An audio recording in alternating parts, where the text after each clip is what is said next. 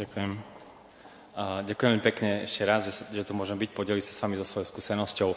Keďže ja som taký ambasador tela, keďže ja som tu vlastne za lajkom, možno prvý lajk v podstate, a mám také dve profesie, pracujem ako terapeut, to znamená, že hovorím, že opravujem ľudí, keď ich niečo boli, na úrovni tela, čiže taký teloservis, viete, tu ma boli, tam ma boli, tu ma boli.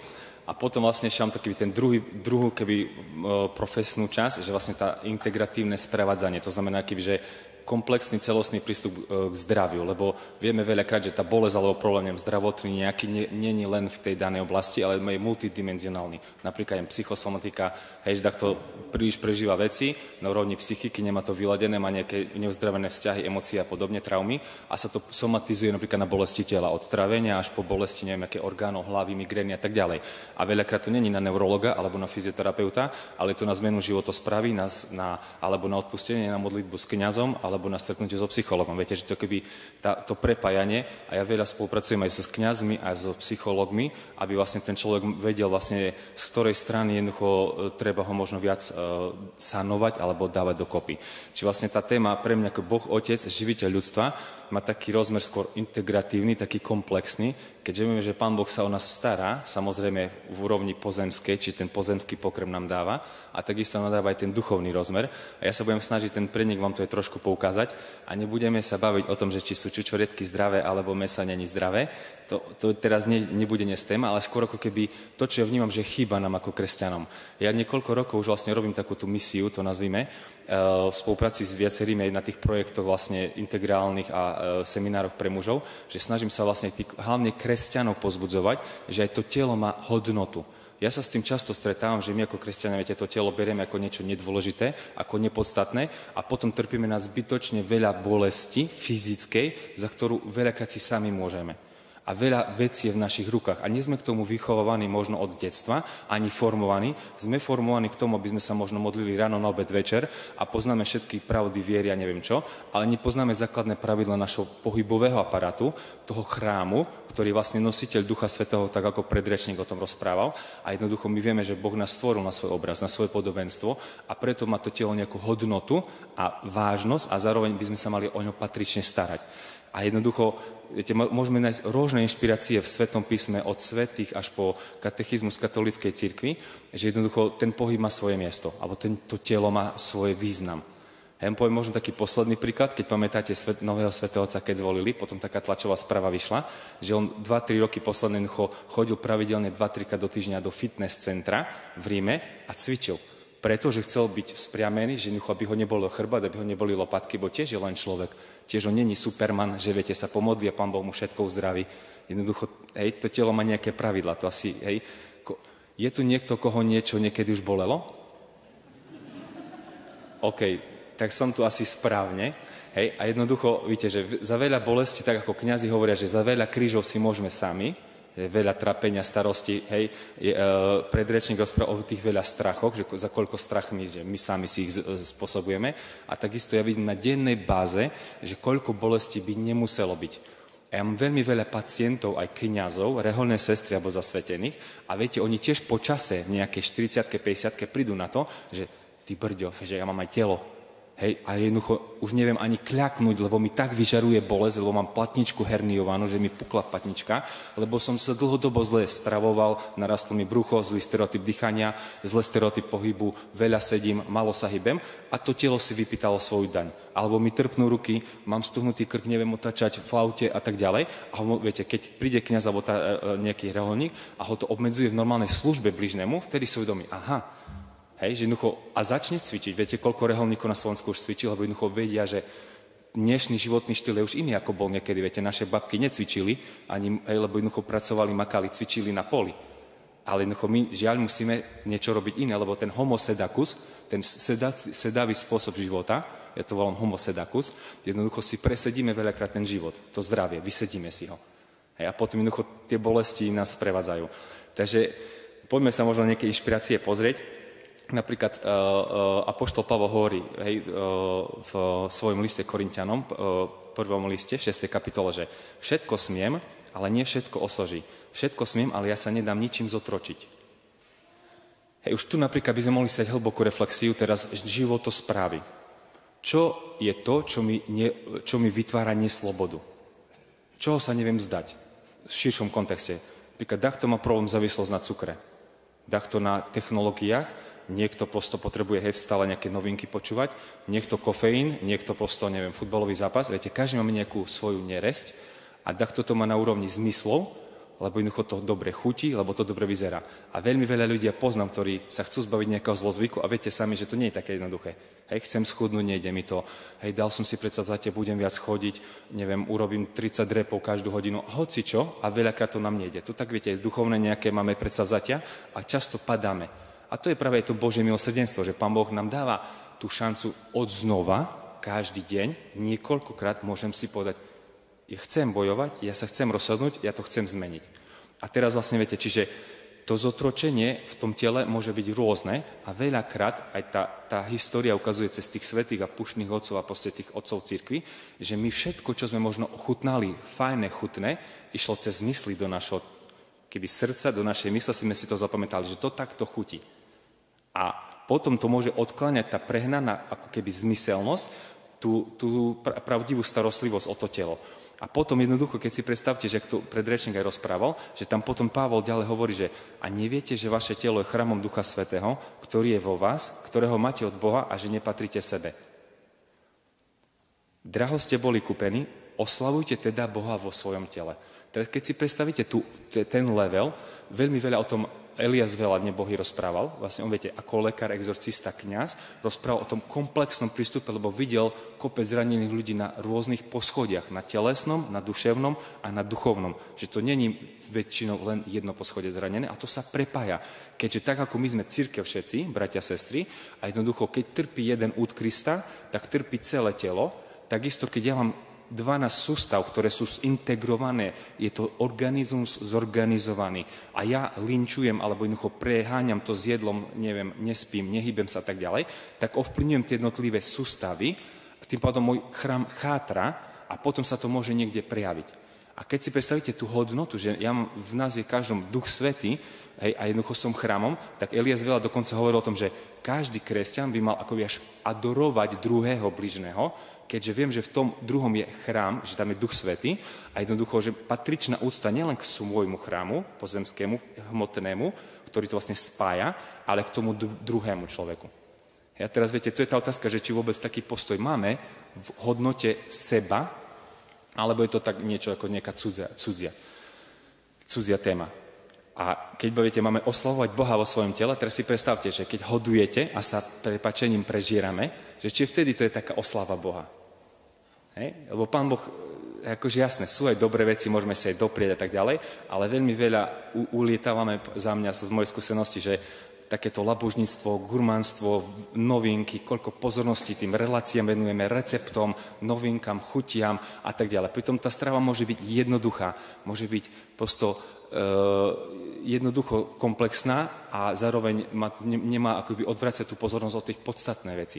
A tá podstata není len to telo, ale tá večnosť, chápete, že keby ten duchovný pokrm, samozrejme, keby sme, hovoria púštni otcovia, keby sme toľko pozornosti venovali duchovnému životu, jak telu venujeme veľakrát, hej, tak jednoducho by sme už všetci boli polosvety, alebo svety.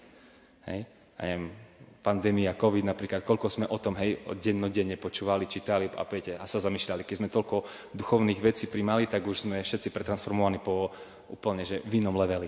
Dobre, poďme ďalej. Na Slovensku máme také krásne slovo životospráva.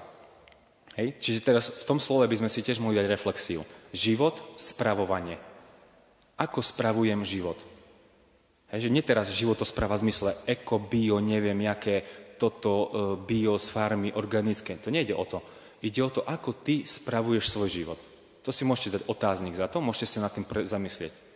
Či život spravujem správne, nesprávne, na poli správne, lenivoj som, obžerstvo mám a tak ďalej. Hej, že môžeme akúkoľvek odbočku, ktorá nás odkláňa od tej správnosti. Veľmi veľa príkladov by sme v Evanjeliu našli, ktoré Pán Ježiš používal, že byť dobrý správca, byť dobrý hospodár s talentami, so schopnosťami, s darmi, ale aj ten správca ako taký. A vlastne viete, keď to telo nám bolo prepožičané, ale vlastne to je templum. Viete, čo je templum, hej? Chrám. A tabernakulum, viete, čo je tabernakulum? To je toto. A čiže my, keď sme templum, čiže my kontemplujeme Boha vo svojom tele. Ja s Bohom sa stretávam v tele, nie v nejakej mystickej podobe, že pol metra nad zemou lietam na modlitbe, telo odložil som a ten duch sa vlastne zjednotil s Bohom. No v tele musím si kľaknúť, ľahnuť, neviem, stať, chodiť, jednoducho aj vtedy Boha stretávam. Dobrý skutok, skutok milosrdenstva tiež v tele vykonám. Ale keď som na PN-ke alebo seknutý na neurológii, asi veľa toho dobrého neurobím. Hej? Možno áno, môžeme na to pozrieť, potom viete, veľakrát je taký argument, že veď tá bolesť, obetujem ju za neviem koho. Super, ale nie každú bolesť nám dáva Boh. Čo keď on chce, aby ja som niečo iné urobil a ja som sa sám seba zablokoval? To ako v hriechu. Boh nechce, aby sme my žili primárne v hriechu. Ale keď sa zablokujem ja vedome hriechom, tak tú Božiu milosť už nepríjmam na toľko ani toho ducha a tak ďalej, ako by som mohol. Viete, že to zdravé, vitálne telo, to teraz nemá byť taký svätý grál, že idem teraz žiť do nekonečna a vlastne 150-ke ma odstrelia. To nemá byť cieľ. Však ja príjmam to, aj zajtra môžem zomrieť, hoci čo sa môže stať, ale pri plnom vedomí chcem spočínuť a odísť. Hej, mne je veľmi ľúto, viete, keď vlastne v tom staršom veku tá kondícia naša, tá vitalita ide extrémne dole. A jednoducho, lebo, hej, neviem, odpoveď nepoznám. Instantno, hej, tiež hľadám odpovede. A tiež mi to leží v žalúdku, že prečo sme takí lajdáci, jak to poviem, hej. Aj Pán Ježiš, viete, povedal, viete, keď príde mi pacient, ktorý je takto srbený, skrivený, hlava vysunutá, on sa to nestalo za týždeň. Jednoducho on dlhodobo na tom pracoval, aby si zrobil problém v krku, problém v hrudnom koši, stereotyp dýchania zmenil, plitké dýchanie, neokysličenie tela, bolesti hrdraku, akékoľvek bolesti. A Pán Ježiš, viete, vedel, že my budeme lajdáci, on preto povedal, že spriamte sa, zodvihnite svoje hlavy, priblížilo sa nebeské kráľovstvo. Pán Ježiš chcel, aby sme chodili spriamene, Pán Ježiš veľa chodil, on bol integratívny, on jedol lokálnu stravu, jedol proste stredomorskú stravu, chápete, mal kvalitné potraviny, veľa na slnku, veľa v pohybe, žiadne suplementy nejedol a tak ďalej, akoby veľa sa pohybol, keď sme toľko sa mali pohybovať, ako oni v tom čase, tak akože nezvládneme to. Tu sme sa s niekým bavili, hej, že vyniem tu na kopec a už mám normálne výkon roka. Hej, a kým nemám výstroj od topánok, týchto podkolienok, neviem, akých tyčiniek, kapsičiek, okuliári a elastiakov a neviem čo, ani nejdem, lebo vlastne nie som pripravený. Ty brďo, akože, viete, hej. A zrob 10 klikov, sa pýtame tie takého chlapa, robíme semináre pre chlapov a ja keď vidím tých chlapov, ktorí prídu na začiatku, že oni nie sú schopní udržať svoje telo vo spore, gymnastika, základná škola, minútu, plačem, viete. Ale začnú na tom denne pracovať, to je tá krasa. To telo má potenciál, aby sme na ňom pracovali. Veď telo nemôže mi prekážať v raste na všetkých úrovniach, ani nemá ma brzdiť v tom raste. Hej, čiže jednoducho, ja mám byť silný na duchu, silný na duši, silný na tele. A preto vlastne, viete, kebyže sme všetci zreli, psychológov nepotrebujeme, keďže sme všetci zdraví, lekárov nepotrebujeme, a keďže sme všetci svätí, tak nepotrebujeme v odzovkách kňazov, ale oni nás tomu vedú. Viete, a to je tá komplexnosť, že tam máme smerovať. A Pán Boh chce, aby sme my žili plný, vitálny, kvalitný, prosto ten život naplnený. A keď si predstavíte, že to telo nám Pán Boh v podstate prepožičal na nejaký čas. Aj sestra Veronika včera hovorila, že ona už má polku života, alebo neviem koľko, za sebou. Uvidíme. A jednoducho, že to telo chradne, a tak, ale ten duch môže byť mladý. Jasné, že tie znaky staroby sú. A otázka je, v akej vitalite a ako keby ešte môžem ďalej kráčať. A keď to telo zoberte, že vlastne my máme ako keby tú povinnosť aj sa o seba starať komplexne a aj nielen pre seba, ale pre moju rodinu, pre deti, vedieť, vládať, s nimi držať krok. Starší ľudia, aby vedeli, veď ja chcem aj v 60-ke, 70-ke zdvihnúť syna alebo vnúča nad hlavu, chcem vedieť s nimi ísť na prechádzku do lesa, nechcem byť o 3 palíčkach a o 4 kolieskach. Samozrejme, môžu byť nejaké vrodené vády, patológie, ale naozaj veľa tých pohybových deštrukcií, patológií sme si vyrobili sami. To na dlhú tému, my sme mohli o tom dlho rozprávať, o diagnózach, ale jednoducho, to je akoby, chcem vás tomu pozbudiť, že čo sa dá, ešte poďme na tom pracovať, lebo aj v staršom veku mám veľa pacientov po 60-ke, po 70-ke, najstaršou pacientkom 88 rokov, každý v každom veku naozaj si môže uľaviť z tej bolesti, ak začne on doma niečo robiť. Viete, to není o tom, že prídete na nejakú terapiu alebo za lekárom, veľakrát my sme tak nastavení a očakávam zázračné riešenie. Ale keď vám dám domácu úlohu, alebo kňaz mi dá domácu úlohu, nejaké pokánie, predsavzatie, pracuj na tom, tréner doktor, fyzioterapeut vám dá nejakú úlohu, alebo neviem, zmeň strávu, urob to, lebo máš vysoký tlak, cholesterol a tak ďalej, hrozí ti riziko kardiovaskulárneho deštrukcie, infarktu a podobne. A my nie sme schopní to zmeniť, lebo sme slabí väčšinou. Sme slabí, sme možno, neviem, na seba krehky, ale jednoducho aj v tom staršom veku sa veci dajú naozaj meniť. Hej, čiže vlastne pozbudí naozaj bez ohľadu na to, aké máte hrubú kartu u lekára, veľa vecí sa dá ešte stále zmeniť. A keď sa pozrieme na to, že telo, tá kontemplácia, čo som hovoril, tak v podstate, viete, my sme tá motika, ako keby Božia, ne? Okopávame to, aj to telo, čiže mám sa, hej, ako keby tá starostlivosť ako taká. Teraz taká ešte možno otázka, že neviem, každý z vás asi má nejaké rituály hygienické, hej, že umiem si zuby, idem na toaletu a tak ďalej. Takisto o chrám sa staráme, neviem, každú sobotu, piatok a tak ďalej, upratujeme.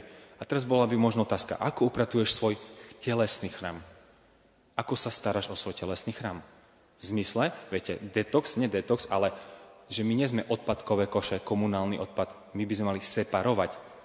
Nemôžem všetko hádzať do svojho tela.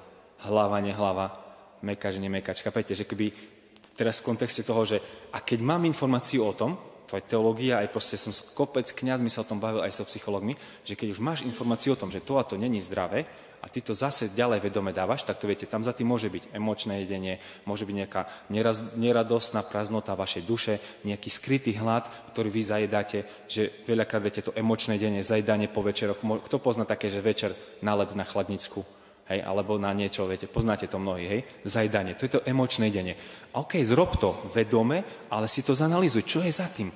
Kto ma vytočil? Šéf, kolegyňa, ja sám, babka, detko, manželka, kto ma vytočil? Kto ma dostal do také obrátky, že nie som schopný seba vládať? Som jak zviera, musím sa najesť, horálku si dať, milku, ja neviem, čokoľvek.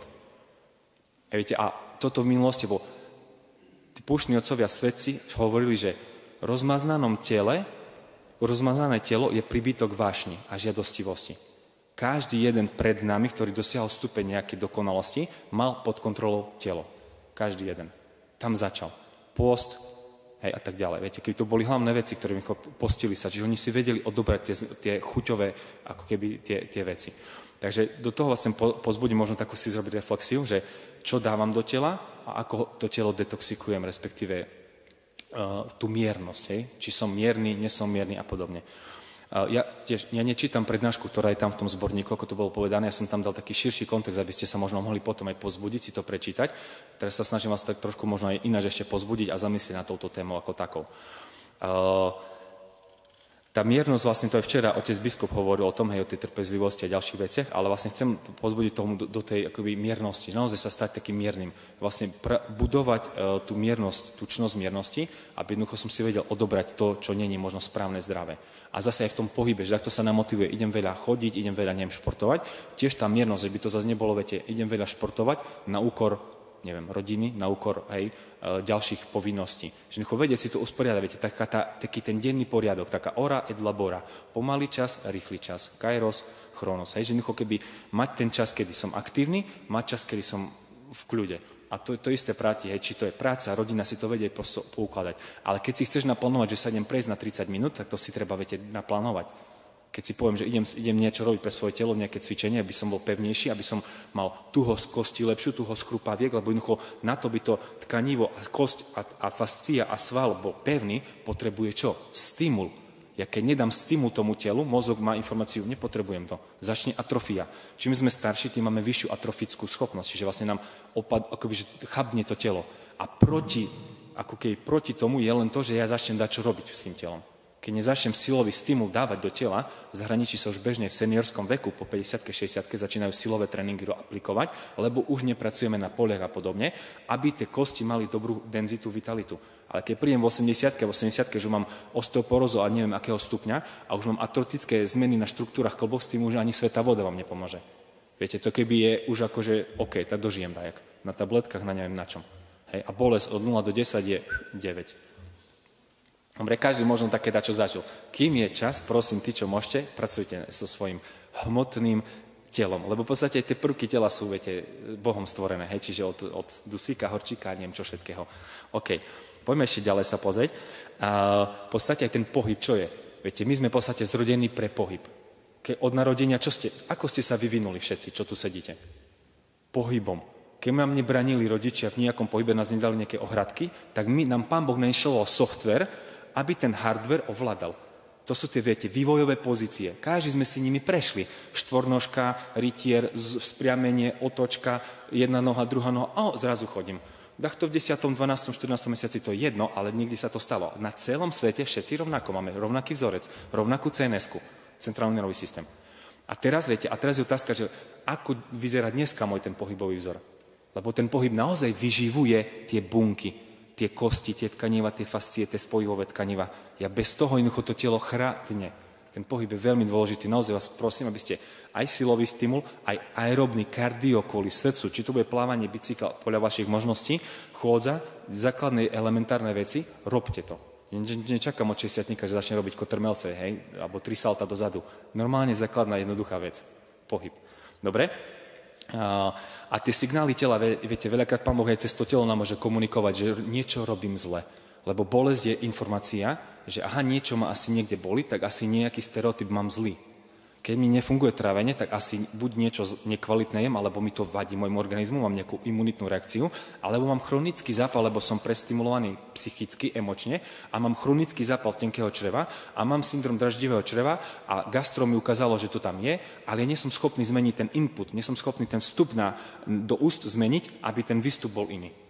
Či viete, to je, a na to veľakrát sme, áno, slabí, aj keď viete, vo viere a tak ďalej, že chopadáme, samozrejme, Božie milosrdenstvo je nad tým všetkým a preto poviem, aj v našich kresťanských kruhoch treba budovať tie bunky, kde sa nebudeme len modriť, ružence a neviem čo, ako je to dôležité, ale že by aj to telo bola téma, že poďme sa prejsť, dajme si ruženec v pohybe, poďme si, viete, zacvičíme si spolu, doma si zacvičím a tak ďalej, že to tiež bude jedna z tém. Niečo, kto kde povedal v telke alebo kde na druhej strane za megule a čo? Ja žijem tu a teraz, chápete, jednoducho ja potrebujem s tým pracovať, čo mám dostupné. Takže jednoducho, ten keby zdravý životný štýl, viete, by nemal byť, že on žije zdravo. Pozrite, aký on je chudý, není chorý náhodou. Viete, keď takto je obézne, začne chudnúť, prvá otázka, máš chorobu? Nie, normálne, som zmenil, vieš. Aha, nie si chorý? Nie, fakt, nie som chorý. Čiže čo si? Normálny som, normálny. Viete, pre mňa už je zdravie nenormálne. Poviete, som zdravý, nič ma neboli. Ty nie si normálny. Ja som normálny. Tá norma je úplne tak inde posunutá. Viete, čiže buďme normálni. Hej, jednoducho, 5. prikázanie nám vás, viete, pozbudzuje, nezabiješ. A nie, že fyzicky, ale v katechizme ešte nájdete aj širší kontext toho slova, že nemám robiť nič, čo je proti životu, čiže ani proti telu, ani zdraviu. Ja nemám vedome si ubližovať, ako keby, viete, že teraz čipsy večer zapijem Coca-Colou, dám si toto. Tak to povie možno, že áno, to nie je, tak to má iné. Potom veľmi veľa, viete, aj my budeme v rodine na rôznych frontoch, viete, to chcem aj možno tak pre všetkých poslucháčov, veľakrát, viete, my budeme z detí závislákov, neviem, mobily, internet, to je veľká téma, ne? Digitálna závislosť. To je tiež vlastne, to je chemická reakcia dopamínu, ktorá sa mozog si vytvorí závislosť a my dnes vieme, že to už je na neurofyziologickej úrovni a je ťažké sa zbaviť napríklad závislosti na mobile, starší ľudia s tým má problém. To isté to je s cigaretou, s alkoholom, s cukrom, hej? A to je, viete, veľakrát, neviem, starí rodičia, odložíme deti ku starým rodičom, oni ich prepchávajú somarinkami a to sú väčšie zvady v rodine. A viete, to proste, my nebudujme závislákov ani na internete, ani na sociálnych sieťach, ani na televízore, ale ani na cukre. Potom to je ťažko, viete, sa toho zbaviť.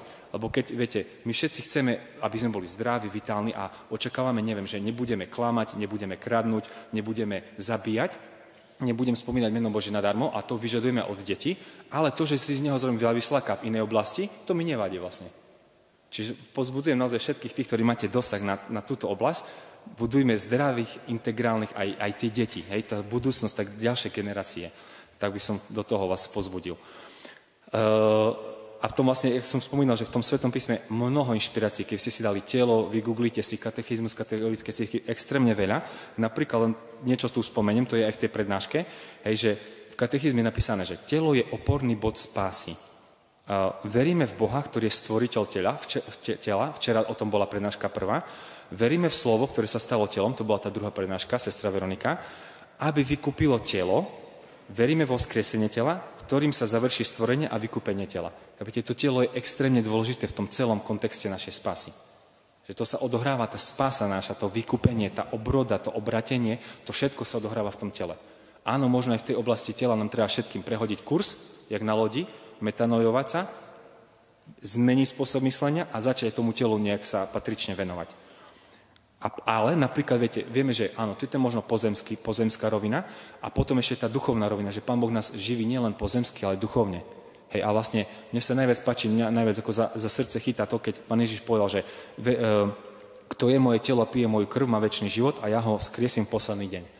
Hej, to znamená, že my ako kresťania máme takú výsadu, že môžeme denne príjmať eucharistického Krista. To je ten duchovný pokrm, ktorý všetko presahuje, preniká, ale ja príjmam Krista kde? Do svojho chrámu telesného a on ma môže znútra premieňať. Každú jednu bunku, chorú, chromu prosto mu môžem dovoliť premieňať. A vždy tá otázka, do akého chrámu ja príjmam toho Krista, keď pristupujem k sviatosti. Nielen duchovne čistého, duševne čistého, ale aj telesne funkčného, čistého, by sme mohli povedať. Takže tiež do toho chcem pozbudiť, že aj s tým môžete možno pracovať a možno to bude pre vás motivácia. Prečo je to telo vlastne, viete, keď príde navšteva ku vám domov, zoberete navštevu do pivnice alebo do kotolne alebo do garáže? Asi nikto. Tam máme všetci krabice nevybalené bordo, ne? Tak to asi vyzerá u každého, plus minus. Kde ich zoberete navštevu? Do obývačky, pozri, jak som pekne napiekal, také mám šalatiky, také mám dresinky, takto kuracinka a tak ďalej, bo tak bolo v relácii. Super, paráda, teším sa, spoločenstvo, hostina.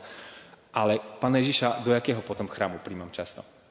Hej, či viete, aj to telo naozaj, ako keby, že keď idem s flektorom na svätú omšu alebo s hylakom po jedle musím, hej, fungovať, tak to už sú také znaky, že asi to telo v poriadku je. Dobre, takže skúsme aj s tým popracovať.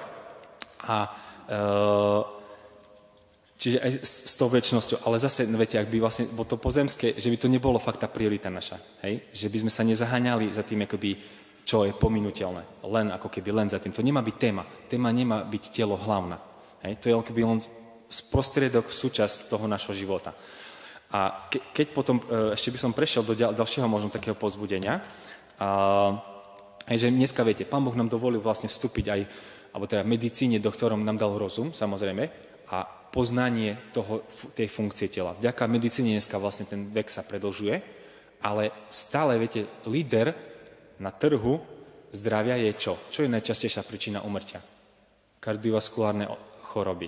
Viete, a veľa lekárov veriacich, ktorí skúmali oblasti na svete, kde sa prirodzene ľudia dlhoveko dožívajú, dlhoveko znamená 95, 100 a viac rokov, sú také oblasti na svete, a skúmali, a ten hlavný lekár, ktorý ten výskum viedol, povedal, že kardiovaskulárne ochorenia nie je Božia vôľa, ale rozhodnutie človeka.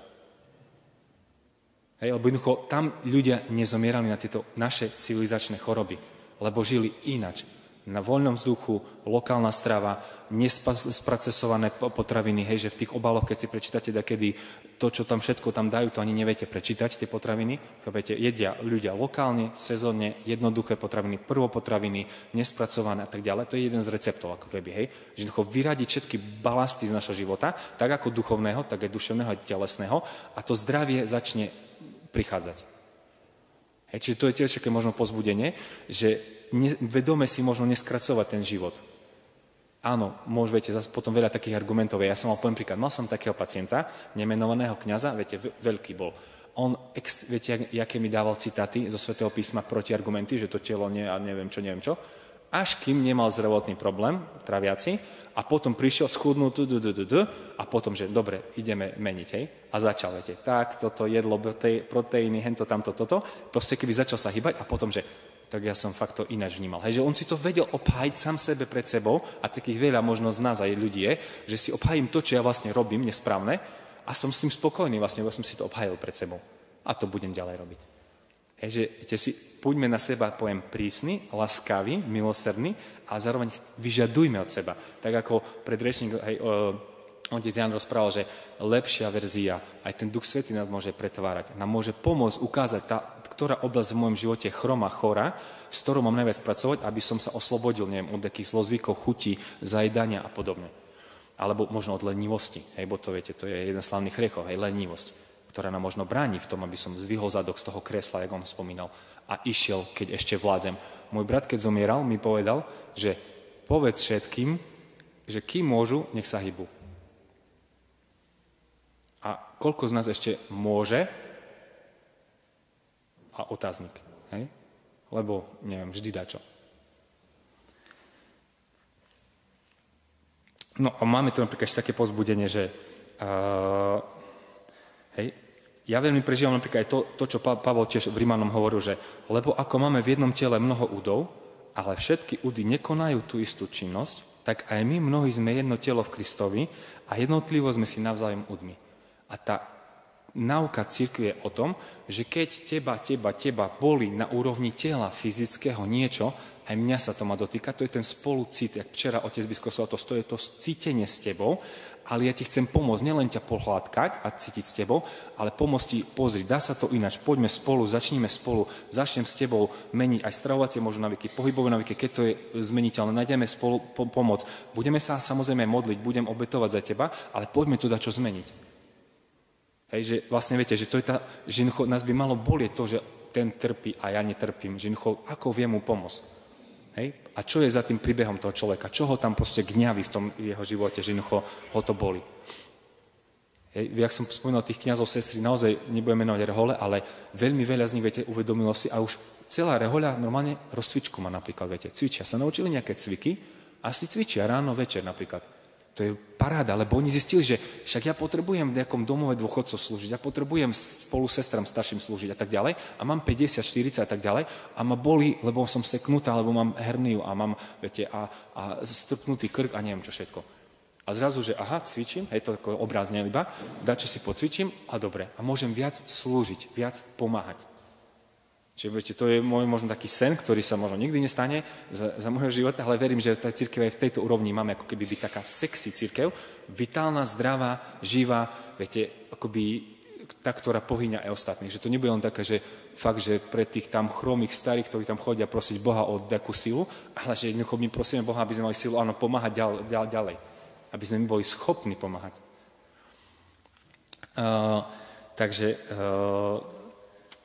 Asi tak. A potom vlastne nejdem to čítať, to je to naozaj v tomto rozpracované, ale tie teológiu tela určite poznáte od Jana Pavla II. A vlastne keby tá celá teológia je rozpracovaná tiež v tom posvetnom, sviatostnom význame tela, aké má telo význam, že my vlastne to prirodzené a nadprirodzené prepájame, hej, aj svätý Augustín a mnohí o tom rozprávali, že jednoducho na tom prirodzenom nadprirodzené sa stáva a jednoducho že to je sviatostný význam toho tela. To všetko, keby, že viete, inšpirácie si treba nájsť, že keby čo mňa chytí za srdce, čo mňa pohne ďalej, aby som sa posunul. A samozrejme, my vieme ešte teraz takú vec, že veľa z nás, akože máme nejakú žiadostivosť, povedzme, alebo viete, nejaká taká tá nachylnosť nejakému zlému, nejakému zlozvyku. A to je ako keby, viete, to je ten večný boj. Aj ten Pavol o tom rozprával, že ten duch je, hej, akože telo je proti duchu a duch je proti telu. Jedno sa navzájom keby sa odporujú, aby vlastne keby, hej, tam celá náuka o tom je. Ale to chcem, že vlastne Pán Ježiš, viete, prichádza, on uzdravil veľakrát celého človeka. Si predstavte, že to Elias o tom veľa rozprával, čo som spomínal v inej súvislosti, že až štvrtina evanjelii je o telesných uzdraveniach. Hej, že Pán Ježiš reálne dakedy uzdravil telo a potom napríklad duchovný rozmer za tým. Hej, alebo dakedy bol najprv ten duchovný rozmer a potom bol telesný rozmer. Že to bola tá integrita, že on poukázal na tú komplexicitu.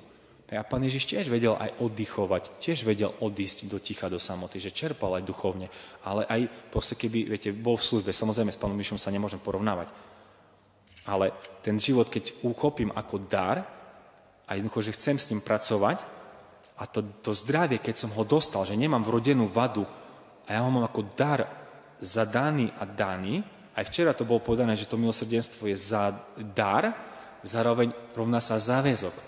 Čiže to zdravie si musím zrobiť definíciu, čo je pre mňa zdravie, ako prežívam a aký záväzok ja dávam voči sebe, čo idem konkrétne zrobiť na úrovni toho tela, pohyb, výživa, spánok, toto, nebudem do noci pozerať telku, začnem viac spať, modlitba, ráno skôr stane, mám viac času na duchovné čítanie, na modlitbu a tak ďalej, neviem, svätá omša, a jednoducho, čo chcem konkrétne zrobiť? To si každý si musí sám zodpovedať. Hej, to prebranie zodpovednosť. Od toho, keď tlačíš košík po obchode, až do vtedy, kým na tú vidličku napichuješ to posledné sústo, ktoré už sa ti odgrguje, ale ešte si ho tam dáš. Ten 16. pyroch. Viete, že keď tá zodpovednosť je v našich rukách naozaj, nie v druhom, nie u nejakého lekára alebo v nejakej lekárni, že takto mi zachráni ma zázračne. Dobre?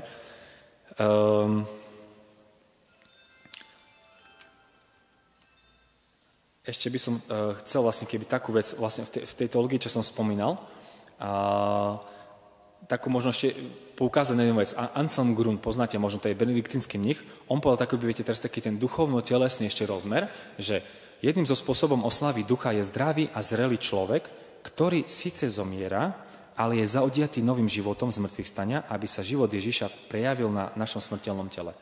Hej, to je taký, možno, keď mohli by sme duchovne na tým rozmýšľať, ako mám to také rozpracované, to sa dá, môžete si k tomu čítať, ale čo vám chcem vlastne, keby ešte pozbudiť do toho, že tej starostlivosti, viete, mnohých svätých napríklad, hej, by ste mohli nájsť na internete hoci kde, akoby v ich výrokoch, keď poznáte tie akoby ich životopisy.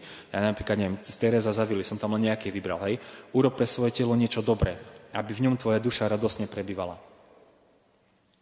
Svätý Ignác konštatoval, so zdravým telom budete môcť veľa urobiť, s chorým neviem, čo budete môcť urobiť.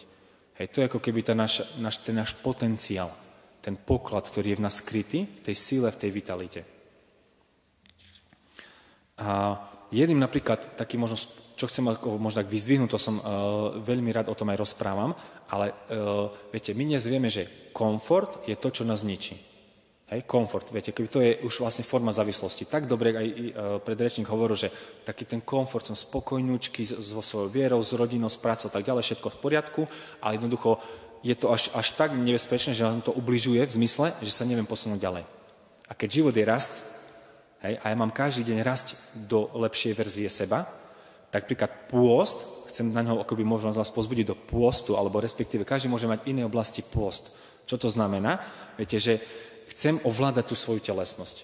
A to môže byť naozaj pôst od sladkosti, od nezdravých, neviem, vypražaných vecí, až po pozeranie telky, až po počúvanie hlúpych vecí, pozeranie na hlúpe veci, až po, neviem, tvrdé srdce. Viete, keby chcem, Bože, premieňať svoje srdce a dávam si k tomu nejaký pôst, nejaký záväzok, nejakú transformáciu.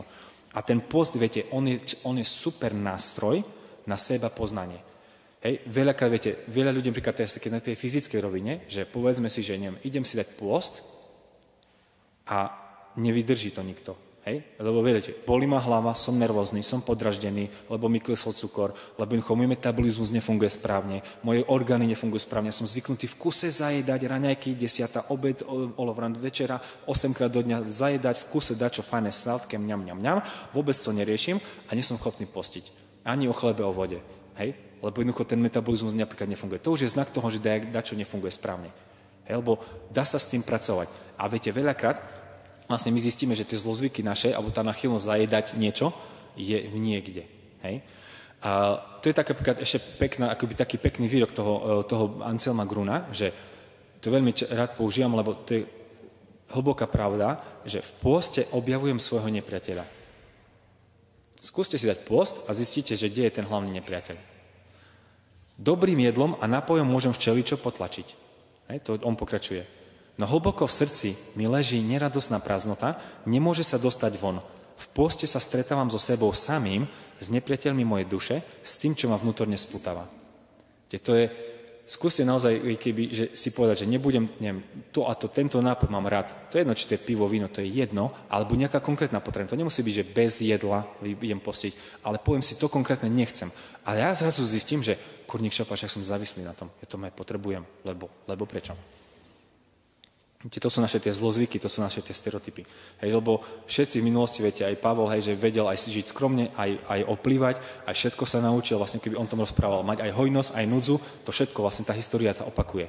Že vedieť si, áno, aj vedieť si je dopriať, aj sa potešiť s bližnými, ale vedieť byť aj striktný, taký asket, hej, možno jak mních, či jak to nazvať, hej, taký moderný mních, normálny človek.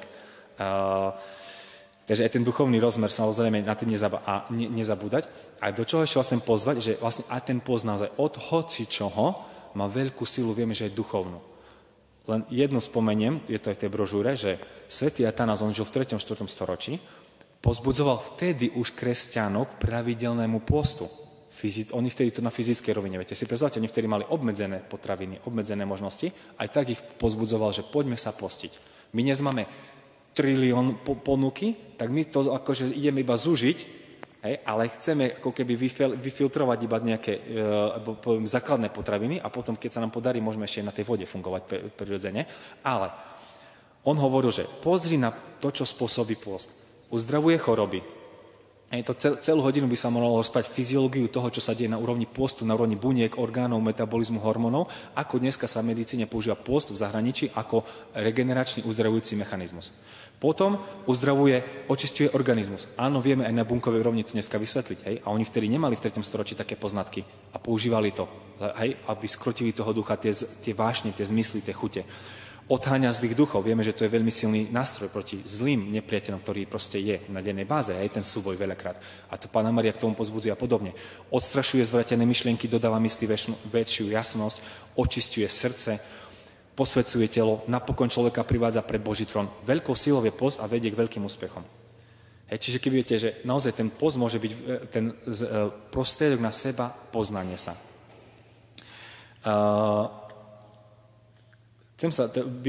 Mohli by sme sa dostať už do záveru vlastne a dáme asi diskusiu. Takže chcem vás povzbudiť možno do toho, aby sme vlastne my tiež vykročili z tohto víkendu, tak ako tu boli rôzne prednášky, každého sa dačo iné dotkne, ale aby ste vlastne reálne dačo konkrétne si dali záväzok, že to a to idem zrobiť v rámci toho tela konkrétne. Aby som nebol v tej kategórii metabolického chorého, cholesterol zvýšený, tlak zvýšený a neviem, kde sa stukam, bolí ma všetko možné, ale urob dáčo preto. Nesťažuj sa, nebedakaj, nelamentuj, nesťažuj sa proste na systém, keď ty to máš vo svojich rukách. To, čo máte, prosím, zmente a naozaj nájdite si aspoň jedného rovnakého pacienta, akože myslím rovnako mysliacu osobu, s ktorou to môžete zdieľať aj túto telesnú tému a sa povzbuďte. Nielen v modlitbe a v duchovnom prežívaní a vo vzťahoch a vo výchove a podobne, ale aj v tom tele, že poďme dať čo zrobiť. Je krásny obraz, keď vidím, viete, mužov 40-tníkov, 50-tníkov, ako so svojimi deťmi chodia po horách, športujú s nimi, vládzu s nimi, jednoducho nie sú zlomení, nie sú tam krimpľaví po 4 artroskopických operáciách a neviem po čom, jednoducho, že vládzu. Že sú pre nich. Takisto vy, ako aj staršia generácia, môže byť pre tých svojich vnúčata to pozbudenie. A naozaj tu veľmi veľa príkladov by sme si tu mohli dať, aby sme vlastne to mohli zvládnuť. Takže každý podľa svojich schopností a darov, ktoré dostal, pre to spoločné dobro, aby tá cirkev rastla, tie Kristove údy, aby rastli, aby sme ich ozdravovali. Takže to vám tak prajem tu od tohto miesta. A na konci tej brožúre máte taký 5 typov na reflexiu, to je vlastne ten sumár toho, čo som aj rozprával, je tam napísané. Nejdem to teraz čítať, si to sami prejdite doma a nájdete si to svoje odpovede, si ich nájdete vy. Tie svoje prečo si nájdete a k tomu vám prajem veľa síly a vitality. Amen.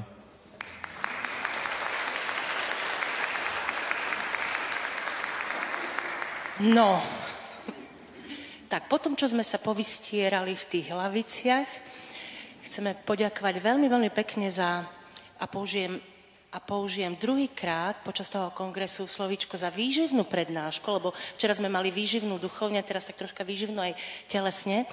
Mne osobne sa veľmi páčilo, ako ste povedali, že má nám ísť o pravdivú starostlivosť o telo, a teda keď chceme byť pravdiví voči sebe, tak musíme tú pravdu o sebe hľadať v Bohu.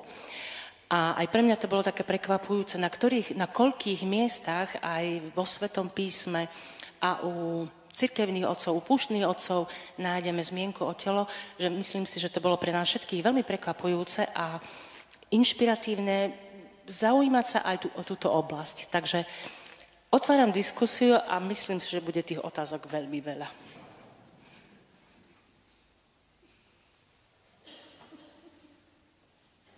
Ja sa chcem spýtať, keď nie je v rovnováhe telo, duch a duša a príde telesná bolesť taká, že až človek nie je možný pohybovať sa, či to treba prekonávať, alebo počkať, alebo prekonávať teda v tej bolesti. No, jak som spomenul vlastne, keď je akutná bolesť, zase otázka, z čoho je, hej? Keď je také nejaké dočasné, to je takto, poviem, každá bolesť dočasná ustúpi do 3 dní, a keď tá bolesť trvá dlhšie, tak tam je nejaký koreň, hej, za tým nejaký chronický zápal, neviem, na úrovni kĺbu, orgánu, neviem čoho. A jednoducho za mňa treba použiť tie spôsoby na úľavu, vyhľadať nejakú pomoc, ten, kto mi pomôže vlastne, keby to telo uvoľniť zmierne, lebo vlastne veľakrát, ja som hovoril o tých príkladoch, neviem, kňazov napríklad, že naozaj, keď bolesť ma vyrušuje, aj predrečník to rozprával, keď bolesť ma vyrušuje v koncentrácii, v pozornosti, neviem, v modlitbe, v tom, čo ja mám bežne vykonávať, tak to nie je dobré. Hej, byť na nejakom lieku utlmený, že ten mozog oklamať nejakým liekom, nie je ideálny scenár.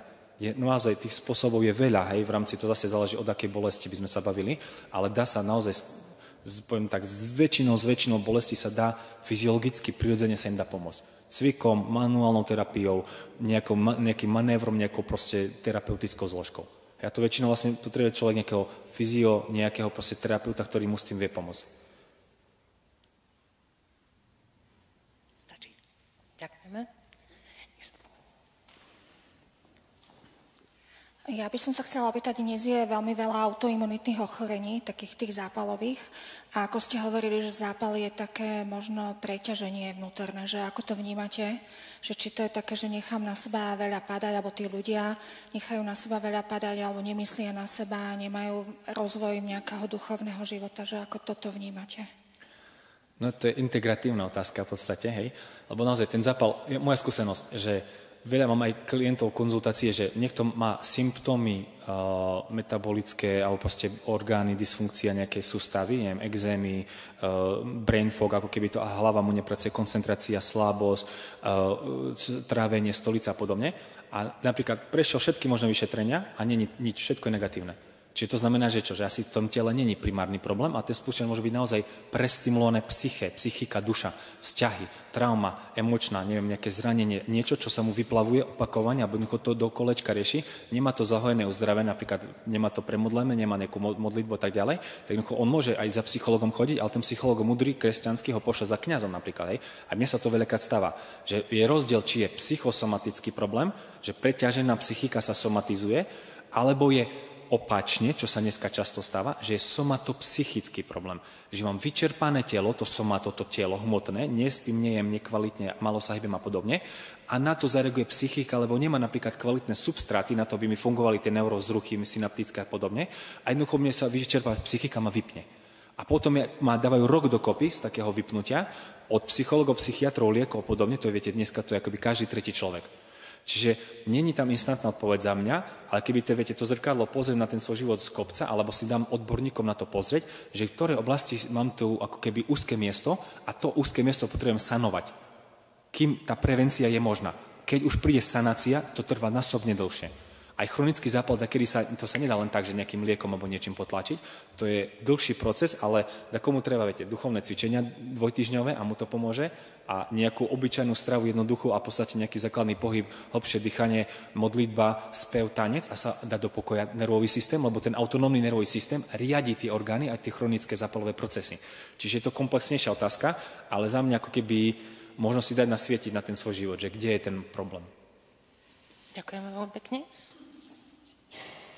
Chcel by som sa opýtať, poznám jednu pani, ktorá je po operácii oči, ale stále ako by hovorí, že nevidí, zavratý má takéto veci. Že, čo by ste na to povedal, že ako jej pomôcť, aby sa zbavila toho, že No nie je to jednoduchá otázka, ja teraz nemám rentgenové oči, nemám nejakú bilokáciu, že kto to je, ale keď to je na úrovni neurofyziologickej, to znamená, že neviem, je zlavodivosť očného optického kulomotora nejakého nervu, dá sa s tým pracovať. Cvičeniami rôznymi neurostimulačnými, hej. Keď tam je podklad metabolický, že má šedý základ, neviem, aký proste keby glaukom a podobne, jednoducho je to metabolického charakteru, nemá diabetes, preddiabetes a podobne, tak jednoducho treba zmeniť životosprávu a pomôcť tomu telu zregenerovať tie nervy, alebo niekedy nejaký vitamín, mikroelement, ktorý chýba v tej regenerácii napríklad niečoho, čo to oko potrebuje od vitamínu A, D, omega, masných kyselín a podobne. To už akoby je klinická otázka skôr, hej, taká individuálnejšia. Čiže nepoviem to tak od brucha, že nech si dá 4-krát drep. Hej. Ešte? Ona je ako po operácii šedého zákalu, ale... No a ten šedý zákal nejak vznikol. Hej? A vieme mechanizmus, ako vznikol. Čiže to, čo spúšťa šedý zákal, by som spracoval na tom, aby zmenila v životosprave. A to je životospráva. To, čo je, ako má kvalitu travenia, psychika, samozrejme, a tak ďalej. Viete, genetika, veľa ľudí povie, že genetika, ja som to mal v rodine. Genetika je napríklad 30%, čo ukazuje medicína, a tých 70% plus minus máme my v našich rukách. Čiže taká pušku si predstavte, tak tá spúšť, to som ja. Puška je genetika, ale ja spúšťam tú spúšť. Ja by som sa chcela opýtať, môže pôst poškodiť zdravie? My tu máme tie piatky, akože to je pekne zaužívané, alebo takto, alebo pondelok, streda, piatok, to není taký problém, ale keď je 40-dňový pôst a niekto vám začne vysvetľovať, že ale ty si škodíš na zdraví a úmyselne si škodíš na zdraví. Je to pravda? Ale pôst, čo, iba voda? Chlieba, voda, áno. Tak to je už ako vysoký level adaptácie, hej, že iba na vode. No dobré, ale keď nie sú žiadne zdravotné problémy, ani nič, ja sa cítim dobre, super, všetko funguje. To je tiež, nechcem teraz akože rozvíriť o túto tému, lebo to je na dlhšie vysvetlenie, ale ako v princípe každý jeden pozemšťan, každý človek, každé Božie dieťa by mal vedieť postiť. Minimálne 12 hodín denne. Čo to znamená? Že keď som sa najedol o 7 večer, tak najskôr o 7 ráno sa najem. Čiže 12 hodín postím a 12 hodín mám okno, kedy jem, hej? Ako lepšie, ešte medicínsky efektívnejšie sa ukazuje pre populáciu, aby sme postili 14 hodín, čiže skôr dám si príkladne o 5. večeru, o 7. som ráne kolo, čiže mám 10-hodinové okno a 14 hodín nejem. Viete, už len tu sme v leveli, málo ktorý človek toto príklad zvládne. A keď idem do levelu 24 hodín, 36 hodín, tak toto je postupka. Dach toto zvládne zo dňa na deň a dach to potrebuje na to dlhší proces, lebo to je otázka metabolického nastavenia, aby si moje telo vytvorilo energiu z mastných kyselín, z tukov, ktoré mám v zásobe, a ten hybridný model máme my v tele. Pečeň dokáže si syntetizovať aj z mastných kyselín energiu, nielen z toho, čo zjem.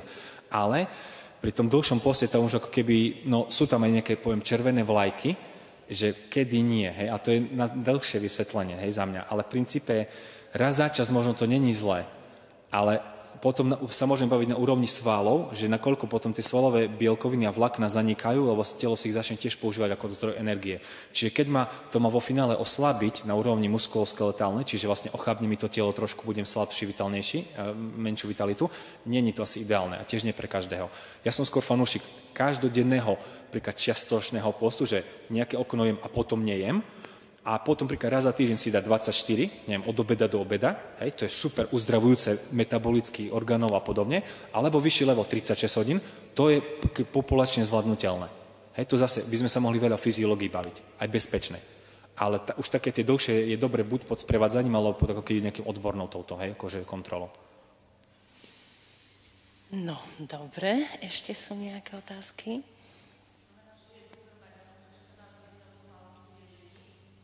Áno.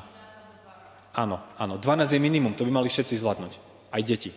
Keď som, neviem, o 7 večera, o 7 najskôr, lebo my večer zajedáme, prejedáme sa a nenecháme tomu telu sa upokojiť. Ten traviaci systém tiež potrebuje čas na upokojenie. A to je tých 10-12 hodín minimálne.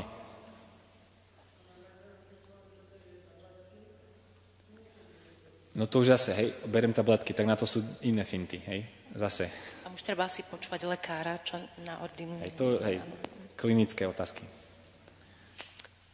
Ja mám otázku, že tak, ako nás Pán Boh stvoril, naše telo, že čo by si tak povedal, že čo je taký najprirodzenejší šport pre nás?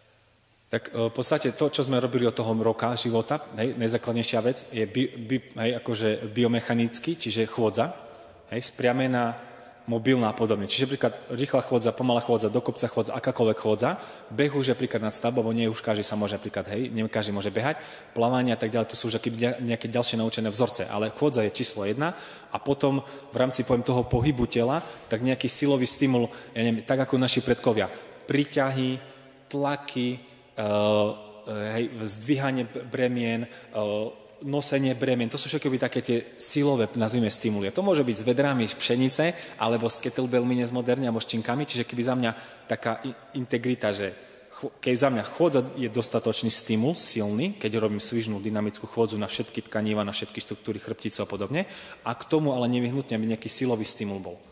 Čiže asi tak. Ďakujeme veľmi pekne. Ja by som sa chcel spýtať, či niečo je ako ideálna hmotnosť. Samozrejme, že treba zohľadniť ženu, pohlavie, ako potom výšku a podobné. Či je niečo také?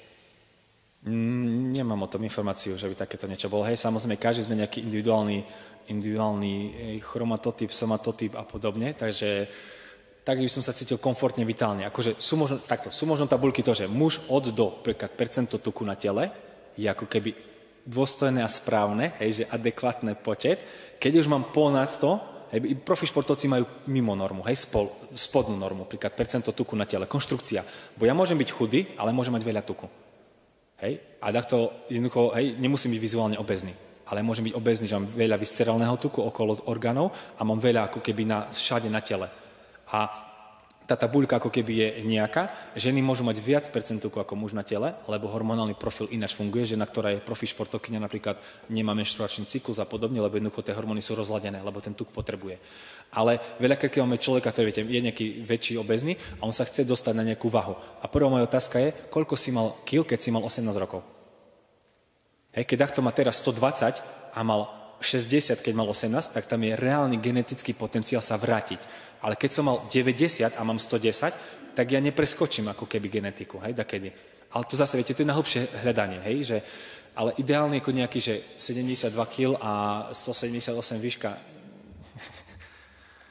Keď mám ale, viete, keď mám vyšší, hej, pás, hej, 100, a to sú také tie miery, hej, body mass index, ako keby tie metriky, že mám už vyššie čísla, tak už tedy, keby to už je na zváženie toho nejakého obezného skore. Ďakujeme veľmi pekne. Ešte niekto?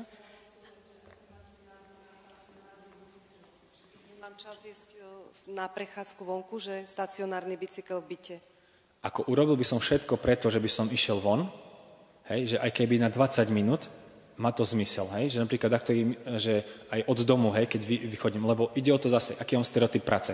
Lebo teraz si predstavte, vy keď sedíte a máte ako keby tú pozíciu sedavého, hej, homo sedacus, čiže flexia bedier, skratenie, a ja do toho prídem domov a si sadnem na stacionárny bicykel a som ako keby zase v sedacej pozícii, moje telo z dlhodobého pohľadu je chradne.